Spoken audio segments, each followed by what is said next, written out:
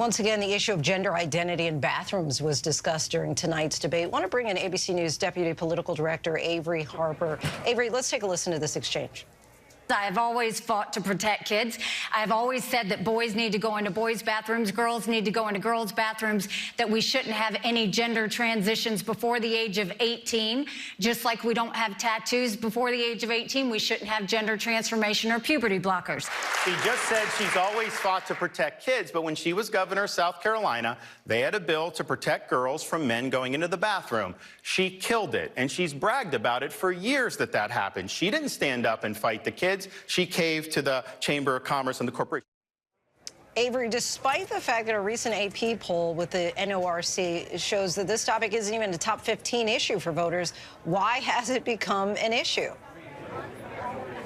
Right. When you look at the issues that voters care about, we know that it's the top issues are issues of the economy and inflation. It is not these issues, but the concept of wokeism and these cultural issues have become flashpoints in conservative circles. And so the exchange that you played just now is really who can be more anti-trans sort of exchange there. And so we know this is a part of what these candidates are using to energize parts of their base around this war against woke, the so-called war against woke.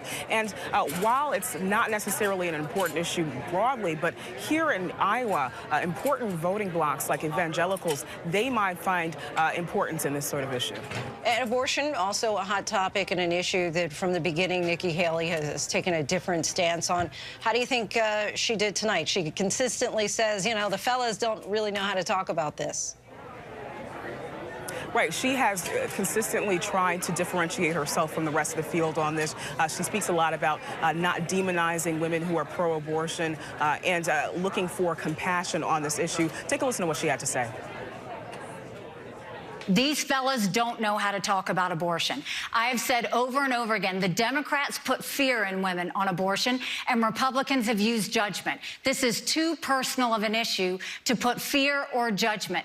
Our goal should be, how do we save as many babies as possible and support as many moms as possible? That's what we're going to focus on doing. And she often ties this to her own personal experiences as a woman. She talks about having trouble to have her 2 kids.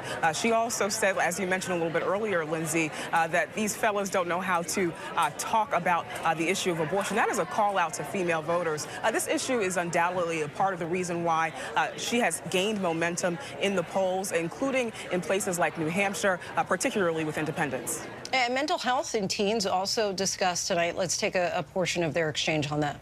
We see young people now with more anxiety, stress, and depression than ever before. 1 in 3 people right now suffer from mental health issues. The problem is we don't have enough mental health therapists. We don't have enough mental health treatment centers. We don't have enough addiction centers. And if you happen to be lucky enough to get one of those 3, insurance doesn't cover it. Now, in terms of mental health, I run into veterans here in Iowa, and I think we have a significant problem with veterans, particularly the post 9/11 veterans. And we know the stats on suicide.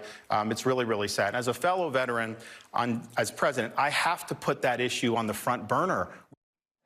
According to HHS, nearly 50% of adolescents has had a mental health disorder at some point in their life. So certainly something important to discuss here. Right. I think that's why we heard both of the candidates address it. We hear Nikki Haley call for the expansion of access to mental health care, for increasing access to things like telehealth. Ron DeSantis takes a different approach. He calls for the increase in the numbers of institutionalization of folks with mental health illnesses. You hear him say there, he talks about cutting through the bureaucracy when it comes to mental health care for veterans. I do think that for both of these candidates, the path to how to get to those promises is a bit muddled. Avery Harper, we thank you so much. Appreciate it. Hi, everyone. George Stephanopoulos here. Thanks for checking out the ABC News YouTube channel. If you'd like to get more videos, show highlights, and watch live event coverage, click on the right over here to subscribe to our channel. And don't forget to download the ABC News app for breaking news alerts. Thanks for watching.